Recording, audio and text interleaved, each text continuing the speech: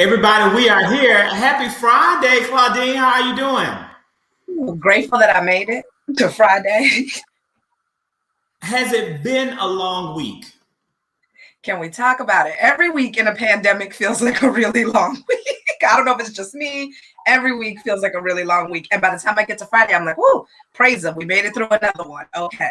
You know what? I agree with you. Every week has been a long week. I feel personally like this week has been a little bit harder for everybody out there.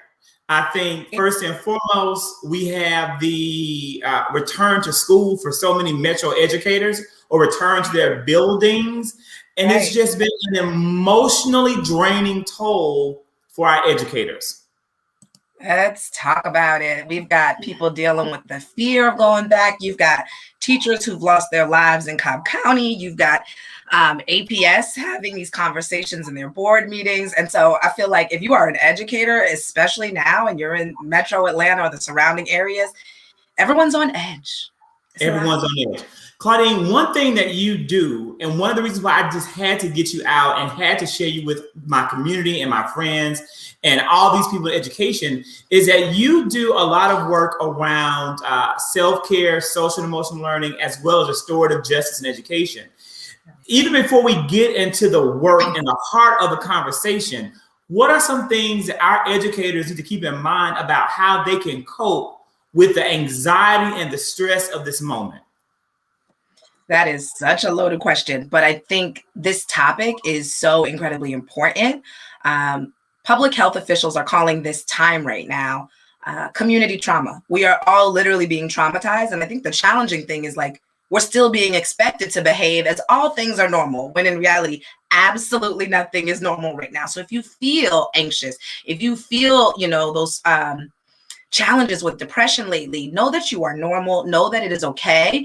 But some things that we can do to cope is to prioritize our wellness. So taking mental health days as needed, really making sure we shut down and disconnect when we are off as educators, because it's always nonstop. But in this season, if you don't protect your you time, and I mean vigilantly, it will seep into everything. And because we don't have this separation of like work and home, like I drive to work, I go, and I come home, it's bleeding into people's homes. So we have to be able to shut the laptop, shut off the notifications for email. If it's on your phone, go ahead and take it off. You don't need it. You're always at your computer anyway. So literally like putting boundaries in place to honor your time and truly disconnecting in that season. And my favorite, get a therapist. Let's normalize it. Get a therapist, not your mama, not your best friend, not your other best friend, a therapist, so that you can actually get someone who's dedicated to you, who's licensed, who's a professional, and who can guide you through all the emotions that you're probably dealing with right now, because you're not alone. That's most of us, right?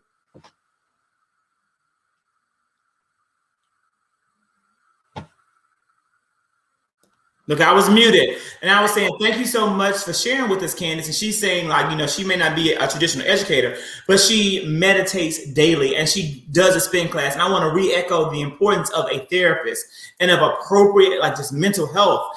If you're an educator out there and you're going through this anxiety, or really anybody right now going through something like at your workplace, especially, a lot of people may not understand it. So getting that specialized professional is something that you can kind of go through and work through, and you're not dealing with either one. Other educators are going through it too, who may not have the ability to hear your unique needs, or talking to someone outside of the field who has no clue what you're talking about.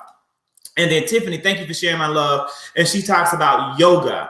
And it's so helpful. I need to learn some yoga. I think yoga is even more so than just a physical, it's a very emotional, very spiritual experience. I need to learn and add to my repertoire. It's a mindful mindfulness practice. It's a mindfulness practice. Right. And mindfulness is about quieting the mind. And in a time where we're getting constantly inundated with news and social media posts and your cousin sending you the text about who just passed, like we need to quiet the mind. And so I'm a firm believer in meditation. I do quick ones every morning. I have a little one. So my mornings are not sacred and mine like I would hope. But I do the 2-minute meditations via YouTube. They are easy. There's no barriers to access. You don't have to pay for it. But meditation is huge for me. Journaling is huge for me. And someone else in the chat said, I do a spin class. Mm-hmm. What is something that will bring you joy that you find fun? Like yesterday, I went to an online dance class and literally jammed out because I needed that physical release. So I love to think about like a mental calming moment, and then what's a physical release? And I feel like in this season we need both. That is so, I think that's so true. And I think and one thing that you said, I think is really that will resonate with anybody, educator or not, is to take, with so much online and at a lower cost, take advantage of that. Like I've never taken a dance class. Now, this body can't dance, Claudine. I've seen you. I know you can dance. You got it. I know you got it. I ain't got it. But there are other things that I can pick up and do online that I would not really have probably made time for in going out there. That's a great way of kind of talking about really what we're here for. And it's what you're doing around Restore More. Tell us about Restore More and what it is that you're doing in this very pivotal moment in American education to impact teachers and students. Thank you so much. We are doing a whole lot, but Restore More is a national consulting firm, and we really focus on 3 areas, right? So social emotional learning, like how do we actually take care of ourselves and do it well consistently? Restorative practices, which is the concept of doing things with community, not for or to, but really involving the people that you are trying to, problem solve or fight for social justice on behalf of. And then finally, anti-racism, which of course, in this season, we've seen a peak in racism. Not to say that it didn't exist before, but folks is coming out of their little racist closets and cutting up. And so what we do is we partner with schools across the country and organizations to provide training in these 3 areas. And we have been really fortunate because since March of 2020, we have been nonstop doing multiple sessions a week, reaching literally schools from the East Coast to the left coast, working with investment firms, tech companies, because I think they're finally waking up and saying, wow, America is pretty racist and we need to do some restorative healing around this. And that does impact our social emotional health. And I'm like, yes, it does. And this isn't new, but I think people are finally, forgive the term, woke and starting to recognize like this is affecting my staff deeply. This is affecting the children. This is affecting their families. And if we don't address it, we're going to lose people because they're going to think we don't care. I'm just literally typing into the comment box, what are your questions? Because let me tell you, I have so many. So from what you just said, I really have 3 questions that I really want to ask. So we definitely want those watching to chime in. Y'all shoot these questions as we go through them, because I know, like, again, as you're hearing this, a lot of things come out. Question number 1, and I may need to hold on my questions. As you're now really, truly a national brand and a national consulting firm, have you found that there's a certain area of our country that is more receptive and just hungrier for what you're doing? Yes, I love that question because I think it's interesting.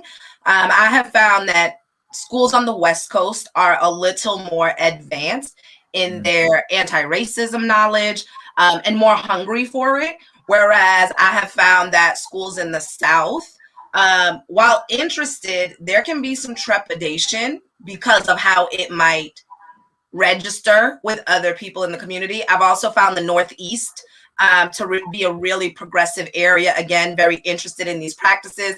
And it's not striking, right? It's really not striking when you think about it, that the Deep South is fearful of these things. I had a client tell me recently, and I will not name who, but a very large client tell me, you know what, if we did this anti-racist work, we'd have to call it something else because that name can rub people the wrong way. And I had to be very direct with them and say, well, I'm not in the business of masking what I do. Like you can see right behind me, we sell an anti-racist circle kit, right? Like that is our brand. We're unapologetically anti-racist, and that's not a bad thing. All it means is we are going to radically love everyone, and we're going to call out racism when we see it. But for some areas in our country, that's threatening. Even just saying that is like scary to them because people are so afraid to be called a racist right now. And I'm like, get over it. Every single person that is born in America, educated in America, guess what? You are swimming in racial waters. You are swimming in this land of white supremacy. And we've all been like literally moisturized with this. So this act of like, well, I'm not a racist and I've never had a racist thought is absolutely foolish. Anyone can have a racist thought. But the beautiful thing about that is you can also learn to become an anti-racist. You can also grow in that skill set. Like being a racist is not a finite place. And I love Ibram Kendi's book, How to Be an Anti-Racist, because what he does in that text is he talks about how he was racist for a time against his own people, Black people. And then after learning and kind of shedding and drying off from the racist waters of this country, he then became racist against white people. And then finally now he is at a place where he is fully anti-racist. He is not racist around any particular group of people, but that was a journey for him. And I think through his vulnerability, we can all work on our self-reflection to acknowledge, yeah, I've probably had a racist thought before that wasn't cool. I just maybe didn't say it. Claudine, you went right. Yes, I agree 100%. You went right into my next question, which really was, how do you define being an anti-racist? I'm a huge fan of Dr. Kendi as well. How to be an anti-racist was okay. I ain't gonna lie to you. I'm an English major, so I read a lot of books. Oh, really? Where did you go to school? Hampton University. A good friend of mine went to Hampton. Andrea, she was the literacy coordinator with me in Atlanta Public Schools. She's now the assistant principal at Thomasville Heights Charter. So she's now at Thomasville Heights. And I know she's amazing. I love me some Hampton. I would always joke or call her a bison, and she'd get mad. But she was like a year older than me, but I treated her like my little sister because she was short. But I love her to death. And so I like that book, but I didn't love it. But you know what I loved? I love Stamped from the Beginning. I've recently read that. It is so a life-changing book. Stamped from the Beginning is a life-changing book. And when you talk about anti-racism, if you could, just for the people watching who really don't get it, because I think people hear the term anti-racist and they don't understand. They just say, oh, it's somebody who's against racism. Can you, in your own words, tell us what does it really mean to be an anti-racist? I think I'm going to put it in the simplest terms possible, right? It actually means creating action when you observe racism. So if and when you observe it, it's actually taking action to speak up about it. So it's not just seeing it and like idly ignoring it or pretending that you didn't see it, but it's taking action. It's speaking with people that are exhibiting these views and trying to, create this dialogue, because it is not a place that they can be stuck forever. We have seen many people transition from racist to, no longer racist. And so for me, it's just actually taking action when I hear racist thought, racist rhetoric, and calling it out and speaking truth to power. I agree 100%, like 100%. And Kendi, we're good friends. She knows, I know about her, some things that she's dealing with or has dealt with. And I think that's a great way of looking at it. And again, she shared with us that she feels that she's being gentle with racists at work. And, the key to being an anti-racist is action that you can implement to help change them, or not change them, but help them grow from being racist to being an anti-racist. One thing that Kendi talks about is going from being a racist to an assimilationist to being an anti-racist. And I think that so many people are in the assimilationist phase because we were raised, especially at a certain age, to be an assimilationist. Like you were taught, in order to survive in this world, you must assimilate and be like mainstream white culture. But in order to do that, it makes you racist against your own people, because white culture is racist against your people, and you have to move beyond that. And I'm so thankful to see some of Generation Z finally breaking that trend. And I'm so thankful to see people being woke or being raised woke, that we're raising our kids to be woke.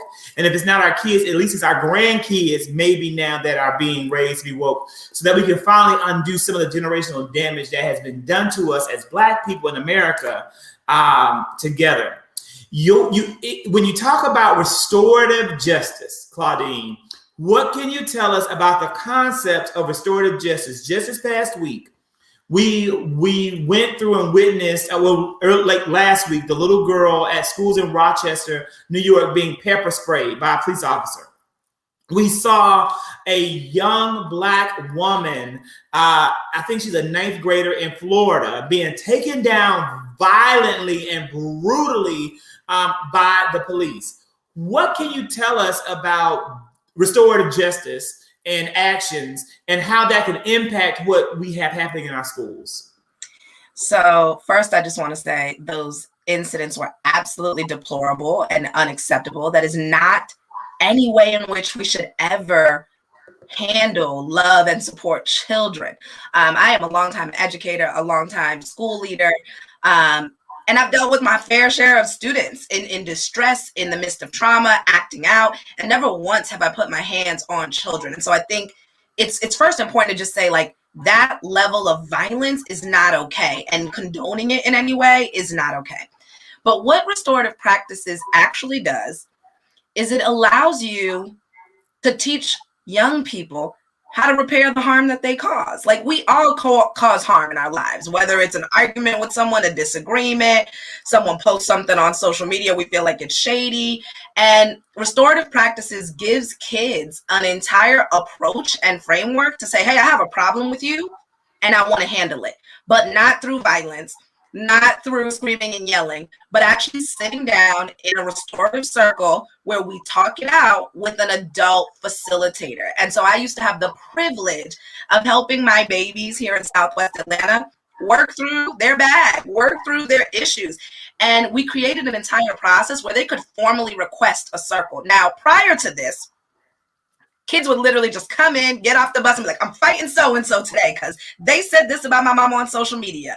Fast forward, we implement restorative practices, and now they can fill out a Google form online and say, Miss Miles, I need to have a circle with so-and-so because here's what she posted about me on social media. And they simply stopped fighting. Like, we decreased suspensions by 27% in 1 year, just because they realized, oh, there's a way for me to address my problem. Someone's going to listen to me. Someone's going to help me solve this. And you want to hear the funniest thing? When they would finish this discussion through these 4 restorative questions, what happened? What were you thinking at the time? Who was impacted? And what do you need to do to make it right? When we would finish those questions, we would say, let's write down 3 agreements. What are 3 things that each of you can do to make sure this doesn't happen again? I would print it out. I would make them sign it. I had them hang it in their lockers. And the rule was, you will not get suspended for whatever action transpired, prior to this circle. Now, if you go and fight Sally after this, a suspension is going to come. But because you came to me, you let me know, and we handled it restoratively, we don't need to suspend you. That was mind-blowing to me, how that small sheet of paper, that real talk, didn't mean anything other than the tying of 2 heartstrings, literally dropped our suspension rates. It was because we listened. It was because we taught kids critical skills on how to problem solve. And in the end, what we would always find was that there was either like some deep insecurity with one child, or there were prior issues that had been leading to a buildup, but every issue was resolvable. And the cool part is, you do this in community. So you bring in their parents. Everybody's rough and tough and stuff until your mama's sitting in there, or until your football coach is sitting in there, or until your pastor is sitting in there. And these are all people I've had in my circles. And so it breaks down those walls, and they're able to just get to the root of the issue, actually solve it, and then feel proud about themselves because they did something hard. Like, I know adults that can't do that. And we're getting some great comments and feedback. And it is awesome that, Molly is a long-term educator and a good friend of mine as well from Henry County. And, Molly, this is exactly what the social emotional work that's being taken there in Henry County is ultimately supposed to lead to, because it all works together, it all ties in together.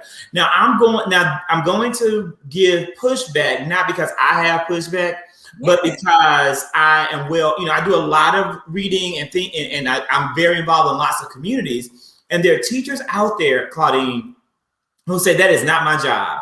You want me to do everything. You want me to be a counselor. You want me to be a custodian. You want me to be a parent, and you want me to be a pastor. What can we say to those educators about the work of restorative justice and social and emotional learning? I want to say a couple of things. What I just described, which was a repair harm circle, is not the job of teachers. That's the job of the person championing the restorative practice initiative at the school. So at that point, I was an assistant principal, titled Dean of Restorative Practices. So it was my role to do these repair harm circles because they're tedious. They can take literally 2 to 3 hours. You're having to, bring together multiple people. And so I agree, that's not the role of the teacher. They're inundated with other things that are important and have priorities and that only they can execute. What I do think all teachers are responsible for, though, is supporting children, is identifying, issues before they escalate and rise to a fight. And I think they are responsible for speaking life into our babies. Like, if you can't do those 3 things, you probably don't need to be an educator anymore. And I mean that with the most love. But if you have lost your passion, that's okay. It's time to take a back seat. But in our case, in our scenario, in the school that I'm referencing, teachers never had these repair harm circles. What we did have them do was an advisory session where they did proactive circles. So they would sit down with their homeroom for 20 minutes. I would provide them scripts because no, they don't have capacity to take on more lesson planning. So I provided the scripts. I provided the PowerPoints, and then they executed, and they loved that time. Like, literally every single teacher was like, this is the best part of my day because I get to see my kids beyond the content. Sometimes there were tears. Sometimes there were deep conversations. Sometimes it was powerful breakthroughs where teachers could see children in a way they had never seen them before. And so I think it's really important when you roll out restorative practices that whomever is at the helm, one, does it in community with the staff. It cannot be, I'm rolling this out and you're going to do it. We have to invest the entire school in the restorative approach. So when we rolled it out, number one, it was a 3-year process. None of this was done overnight. But number two, staff had circles. Staff was invested in this process, and we got their input literally from the beginning all the way to the end, because that's what being restorative is. It's doing things with your community, not to or for. And so I think a lot of times we have leaders that have the best intentions, but they're implementing things and then saying, teacher, you got it. Teacher, you got it. And I think some of our leaders need to step up and lead and do the work, right? You heard me say I made extra lesson plans. I differentiated it by grade level. Like, that onus shouldn't be on the teacher. We're trying to give our teachers concrete tools that they can execute on, but that also don't burn them out because they are overworked and underpaid. And that's another topic. That is, they are overworked and they are underpaid, and you're 100% right. Like, I love it. And I think you said that so beautifully and so well about the charge that we have as educators, and what we have to do in order to meet the needs of our kids. And Molly echoed it, because again, if kids don't have their basic needs being met, whether that's at home or otherwise as a person, they're not able to learn. They're not receptive to learning. And that's a huge part of why you have generational trauma continuing and being perpetuated over and over and over and over and over, and education being continuously devalued. And we're the ones who have to help break that chain, for our students. And so, Claudine, what for you, this is clearly a passion. Oh, yeah. Something that you really clear about, where did this passion for you come from? What ignited this fire inside of you to really help bring one simple, like, wholeness to these children? What brought that out of you? I mean, I think if I'm really being transparent, it has always been in my nature to see a problem and want to fix it, right? So when I was 14, growing up in East Providence, Rhode Island, like, us as teens, we didn't have a lot to do. So we went to the park, we played basketball, but then the cops would come and harass us, right? And so I was like, this is a problem. We need somewhere to hang out. And through that like issue, I was able to partner with the local church, get a $50,000 grant. We opened up a space called Youth Place, and we all had somewhere to go and hang out and play basketball. So I have always been really community oriented, even as a kid. I've always been someone that sees a problem and says, oh, we can fix that, because I genuinely believe in the power of community. And when I left the school that I was in 2018, after serving as the assistant principal over Restorative Practices, I was like, man, my babies here in Southwest Atlanta are going to be okay, because the systems are in place at that school and it's believed in and it's going to continue to thrive. But what about all the kids who don't have that? What about the kids who go to school with police officers that are slamming them to the ground? What about the kids that go to school and they don't see any representation? And it just literally fueled me to build a vehicle to deliver content like this to the masses, because I know there are so many other children that don't get loved on, that don't get affirmed, that don't get encouraged to be their beautiful chocolatey selves or their beautiful brown selves. And I think it's a skill set. Some of this can be easily transferred, right? Some of it's a mindset shift. But my thought is, if I can help teachers and parents grow in this area, that better helps kids. And so for me, it was about, how do I reach more babies?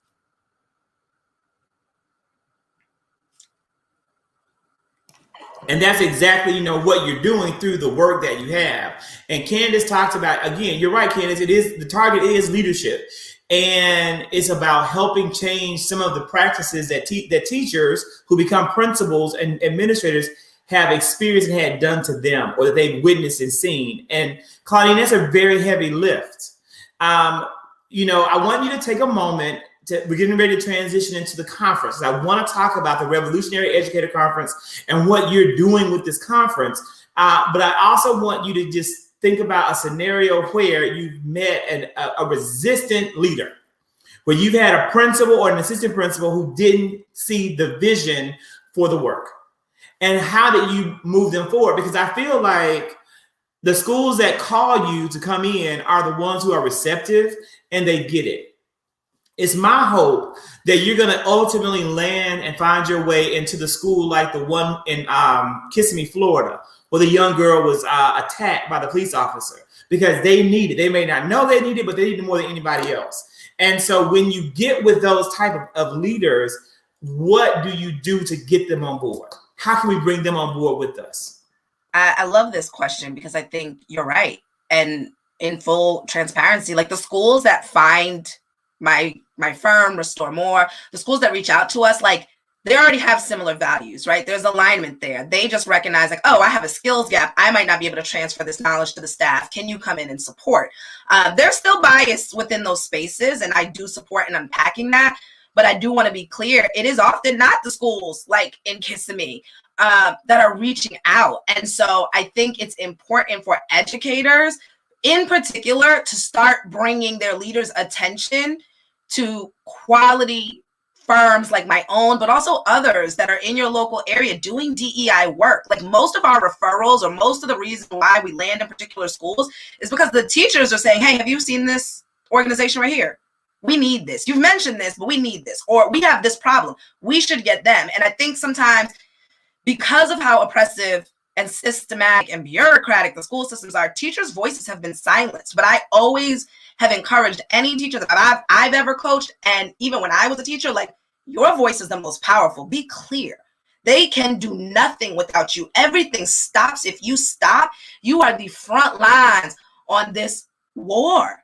And so do not ever underestimate the power of your voice. Make noise. Let your leaders know, like, this is something we need. And here's the evidence why. Because the more you speak up, the more that seed is planted. And you'd be surprised. But I do want to share a scenario about something that you said.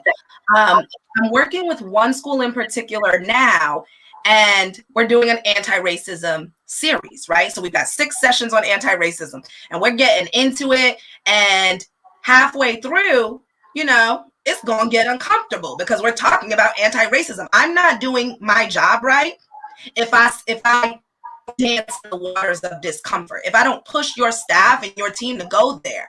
And so after the last session, I had to have a conversation with the leader one-on-one because she was very concerned about engaging in affinity spaces, which, if you're not aware, it's just being in small groups where people have similarities. And in this case, the school, the teachers at the school were begging for affinity groups, right? So the teachers of color want their own in particular because they feel like they've been really harmed and triggered by some of the insensitivities of non-BIPOC staff. And the leader was honestly scared to do it. And I had to have a real conversation with her, like, let's talk about it. What are you scared of?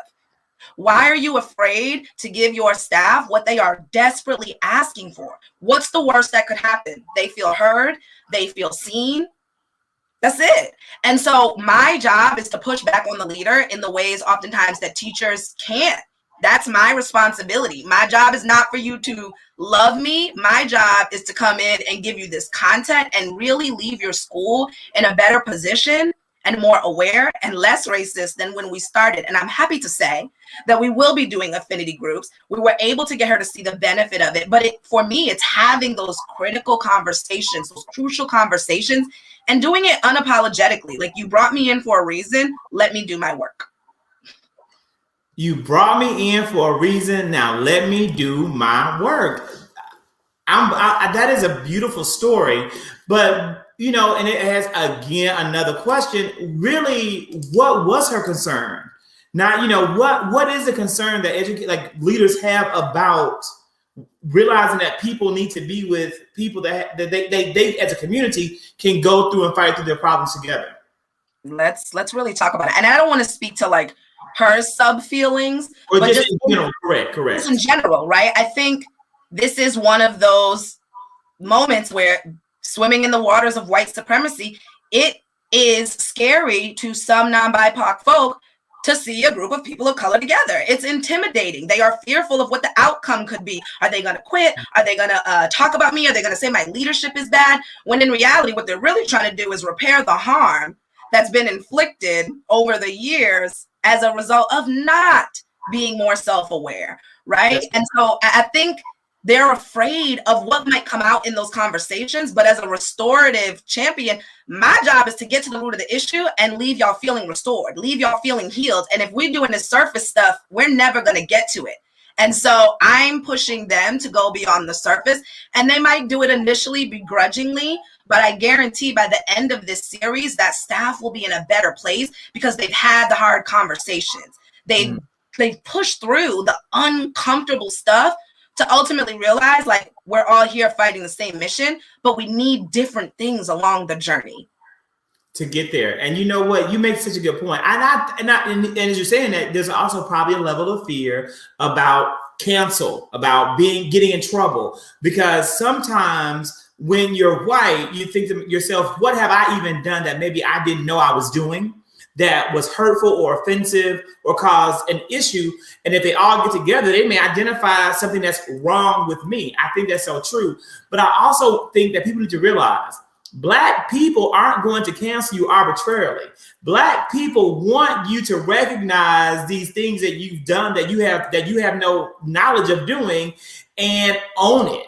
Black people as a community are a community, and they're happy to bring you into that community as an ally, as a friend. We want you to come to the picnic, to the cookout. We want you at the cookout. We want to invite you to the cookout, because that's a communal part of our culture.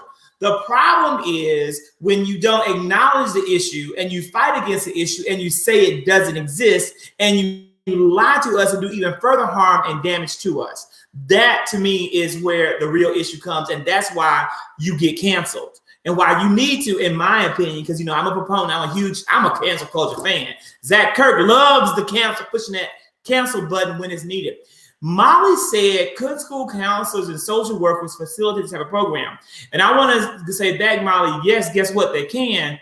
But you know, when you think about it, like I know many of the school counselors and social workers that we both know, while they may or may not have the skill, they typically haven't been assigned this type of work to do.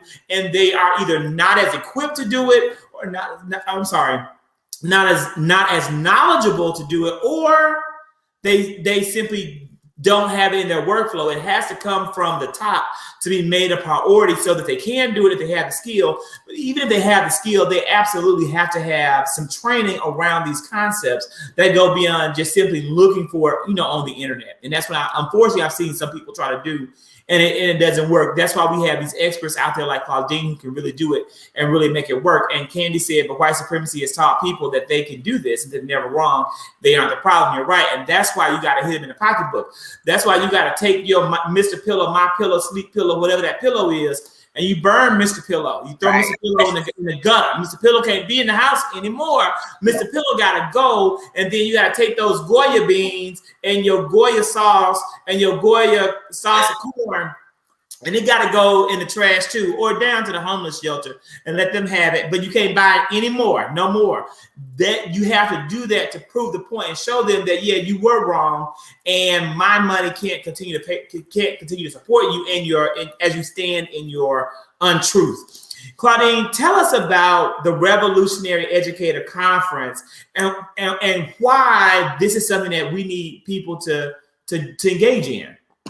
So this event is something that I am super excited about. It is a 2-day conference, March 6th and March 7th. It is completely virtual, so we did not want physical location and movement to be a barrier. Plus, at this point, everything is virtual, right? But it is being hosted by a near and dear colleague, Principal Ra, out on the West Coast in Compton. And if you don't know about him, he has built a phenomenal high school where the kids are so stinking happy. Have you met any high schoolers? They are not typically happy folks, especially about going to school. But when you look at, about high school, that's my background. Dr. Kirk is a high school English teacher. Yeah. 11th grade primarily every year. They're really not happy. But high school is just a really hard time for our young people, even more so now than I think, we experienced, if I'm being honest. And the culture he's built at the University Pathways out in Compton, also known as the U, is just beautiful. They have a house structure. The houses are named after phenomenal people like AOC and Michelle Obama. The kids are repping their houses in full-blown chants. They're doing dance-offs. I mean, it literally looks like Harry Potter, but in Compton, and beautiful, and no magic, but magic in the way the kids are learning. He is bringing them education in a really cutting edge way. They're learning videography, social media, also all the traditional things, right? But he's investing in their passions. And what's brilliant about what he's doing is he's tapping celebrities that have that coin and who value education to pour into his school and community. And so the Revolutionary Educators Conference is his way of sharing with people nationally, this is possible. You can create this level of joy with Black and brown kids. Here's what we have to know. Here's what we have to do. And I want to bring together a coalition of educators, leaders, entrepreneurs who can speak to how to do it. So if you have not checked out his handle or his page on Instagram or Facebook, please do.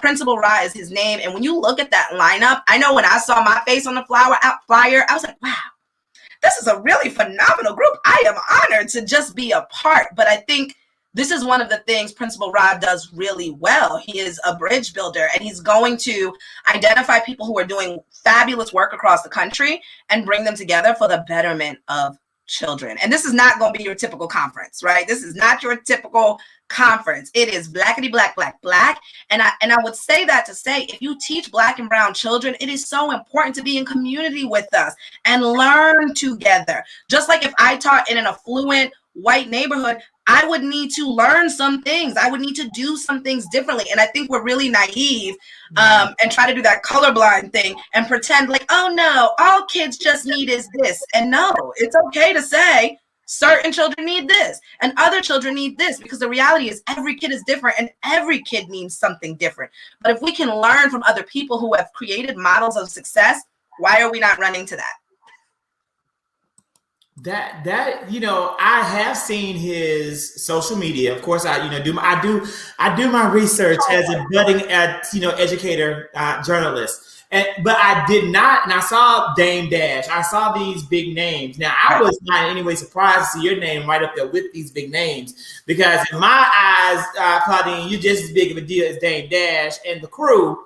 So, I think again, you're doing work that has happened. So it seems like he's doing a balance of speakers to hit a different appeal to like everybody's need. Yep. And I think what's beautiful about it is, again, he's bringing together a variety of different folks. You've got Principal Akbar on there. You've got Deidre from Black Girls Teach. You've got the insightful teacher, Rakim. You've got Noemi Pavone, who has a firm in Atlanta, who works specifically with school leaders. So there will be sessions for leaders. There will be sessions for teachers, right? So we're trying to ensure that every level is hit and that the content is relevant for the people that come, because it's hard teaching right now. It was already hard teaching. Period. But it's even more complicated now. And I never want to pretend that I'm in a teacher's shoes right now. Now, one experience I have similarly is I'm leading every single training I do virtually. And that's hard because I'm used to training in person. I'm used to touching people, hugging, high-fiving, like all the things. And so engaging face-to-face is totally different than engaging in a virtual space. So different. So different. But I love that this conference is going to focus on doing that well, but then also giving people tangible tools on how to better educate students of color. Claudine, what is the price of the conference for those who are watching? Like, they're like, okay, let me go ahead and get my money together. That's such a good question. And if I was on my stuff, I would know, huh? But I'm not one to fake the funk. I'll find out in a few short seconds, but I don't know right this second. So look, while you look that up, I'm going to just share again how I met Claudine, everybody who's watching out there. Because again, you guys I know you, William, my friend, so you know I know Claudine. I met Claudine this summer when she was instrumental and a founding member of the Black Lives Matter at Schools movement in Atlanta, where they came together with, again, a list of, was it 7 or 8 demands? Seven core tenets that they needed to see Metro Atlanta schools implement to start a brand new school year so that they could have real change happen in our schools. And so that's how I met her. Amazing speaker, phenomenal educator. And I knew that, I was like, I got to follow her because she has some great things happening. Claudine, were you able to find it? Oh, I'm fast. The price is $67 for the ticket. It's a 2-day conference. So, I mean, for those of us who have been to the conferences, you know that the average ticket is like $100, right? And so it is significantly less than that. And I will tell you that it will probably have a sale one day soon or a giveaway someday soon. So start paying attention because folks are also sponsoring people. But I think there's a few moments in education where you see something going on, you're like, oh, that's about to be groundbreaking. And when I look at this lineup, even though I hear and receive your praise, I'm like, I'm going to attend personally. Like, yeah, I'm going to do my session, but I'm also going to attend personally because this is about to be groundbreaking. I need to get these gems from some of these folks that I admire, that I feel like can phenomenally plant seeds in my head and in my practice. So I'm just as excited to get my learn on as I am to get my lead on in a session. Wow. Yeah. You know what? I think I'm going to have to attend. I think I'm going to have to sponsor as well. I'm going to have to figure out what that will look like and, pick an educator out there, probably someone who's a young beginning teacher who I know would be able to use these seeds that will plant to one day be the next day somewhere, do something amazing with it. So I'm going to figure that out this weekend. I'm going to think about that after we conclude, and then come up with maybe some kind of like promo or something where I'll shoot it out there and find the one that I'm going to be able to sponsor. Claudine, I brought up, Black Lives Matter at School, of course, for a reason.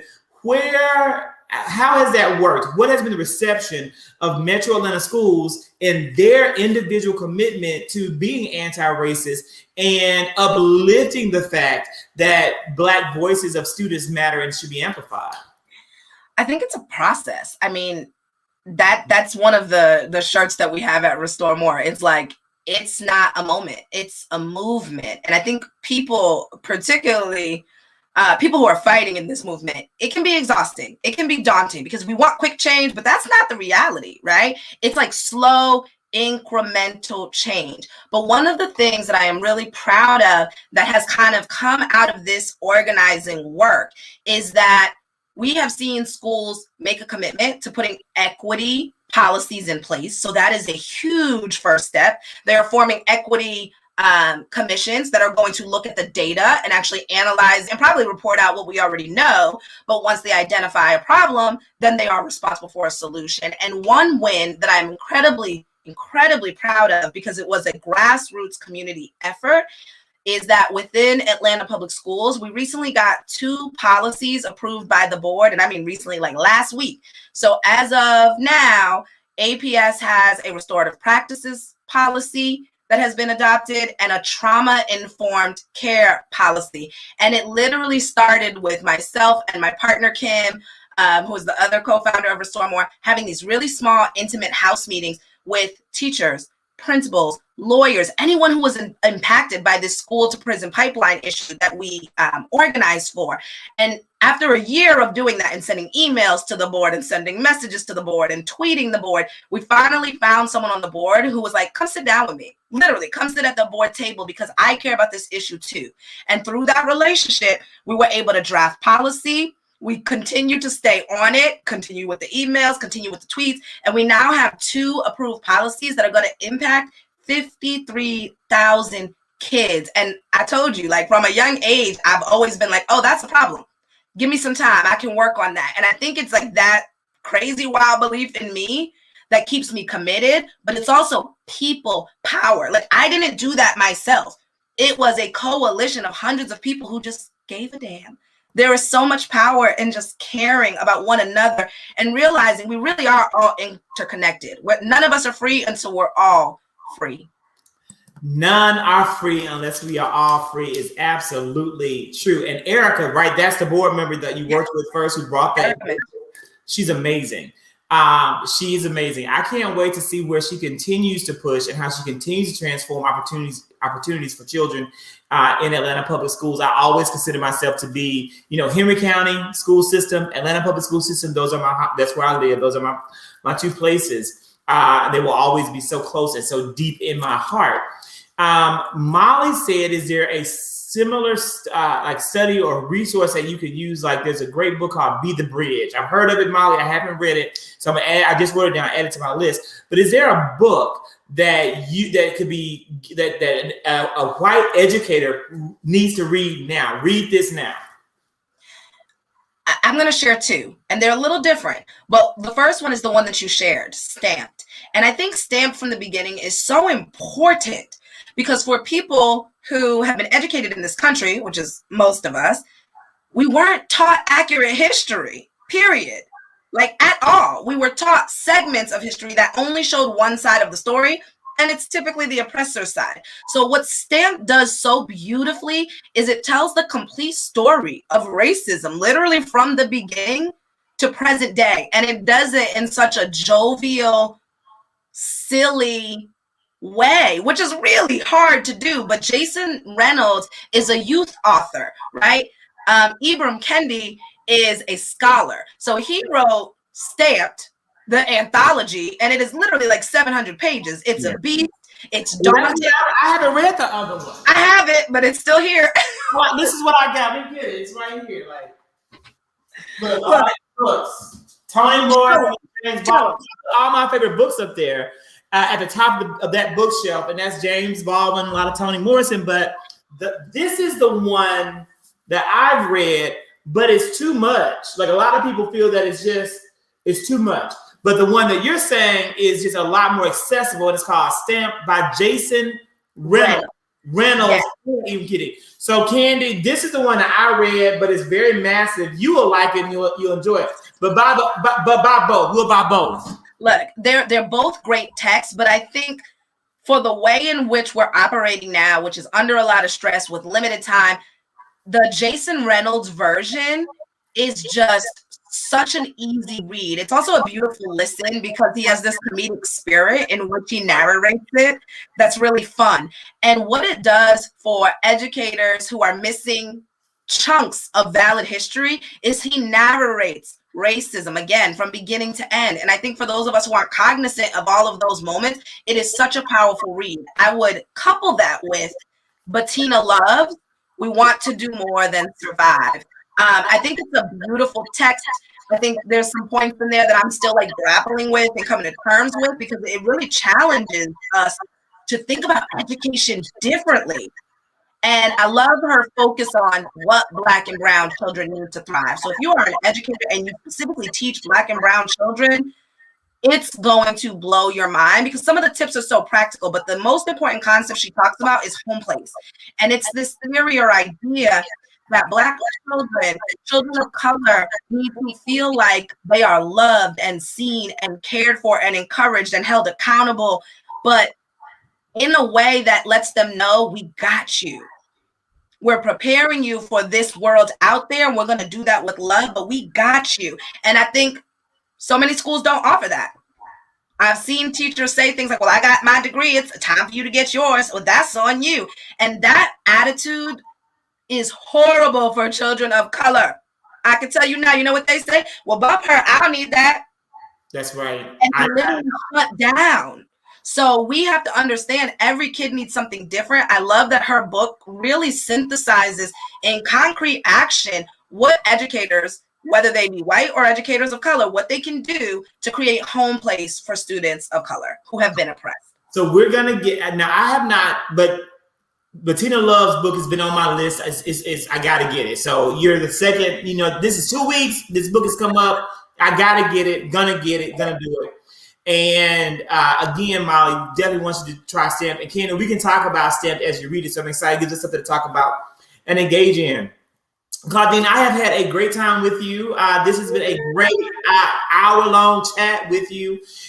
Anything that you need from me, you let me know. I am a supporter and a fan, and will be a supporter and will continue to be a fan. And this is Kenny. I was just like that. If you didn't care about me as a student, Kenny says, and I didn't care about you as a teacher. And unfortunately, that has been the case for too many people, period.